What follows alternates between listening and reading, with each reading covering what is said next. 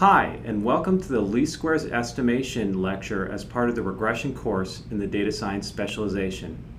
My name is Brian Caffa, and the course is co-taught by myself, Jeff Leake, and Roger Pang, and we're all in the Department of Biostatistics at the Johns Hopkins Bloomberg School of Public Health. Consider again when we're looking at the scatter plot of the parent's heights by the child's heights from the Galton data. Here, remember, the size of the circle represents the frequency of that particular XY combination.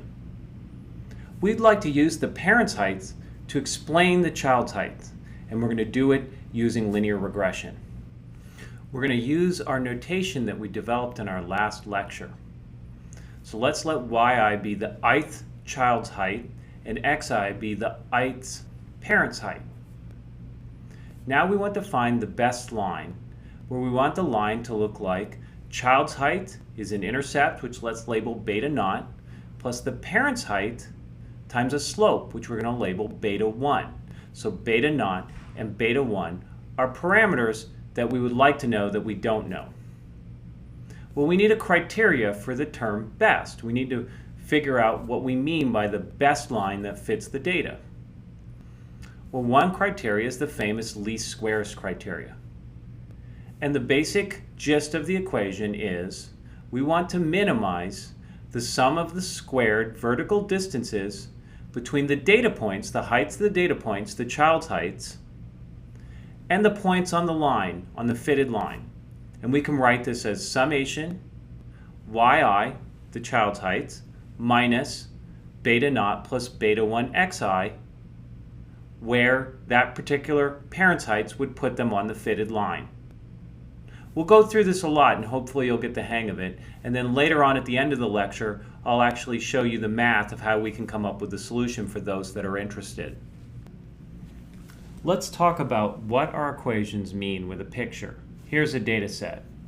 What our least squares criteria to find the best regression line is going to do is it's going to take each point. So for example, take this point right here. That's the point x1, y1, and this might be the point x2, y2, and this might be the point xn, yn.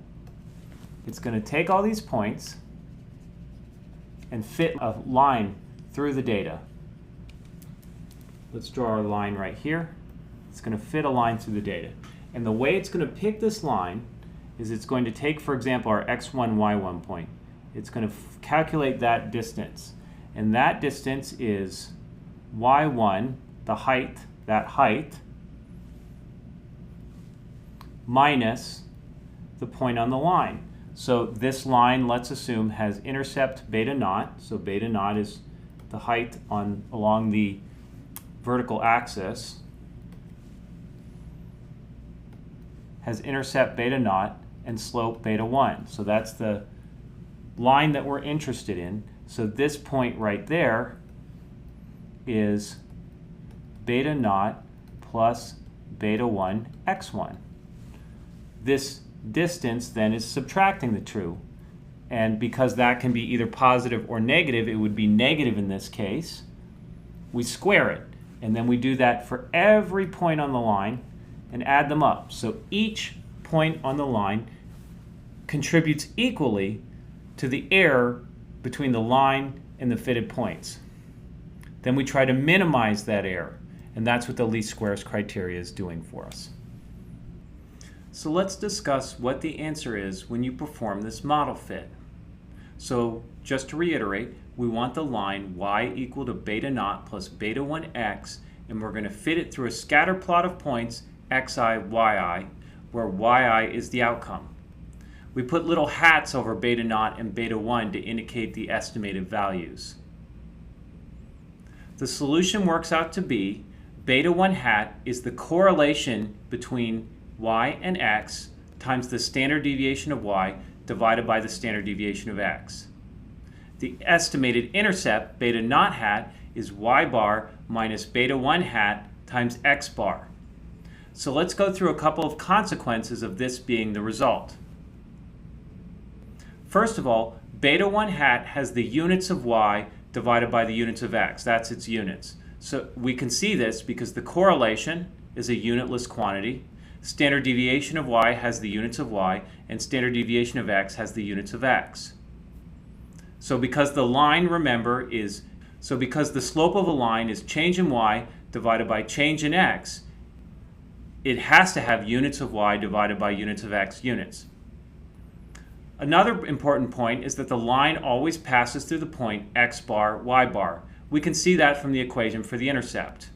If we rearrange it, we simply get y bar equals beta naught hat plus beta 1 hat x bar. So if we plug in x bar into our equation for our fitted line, we get y bar out, which means that the line has to pass through the point x bar, y bar.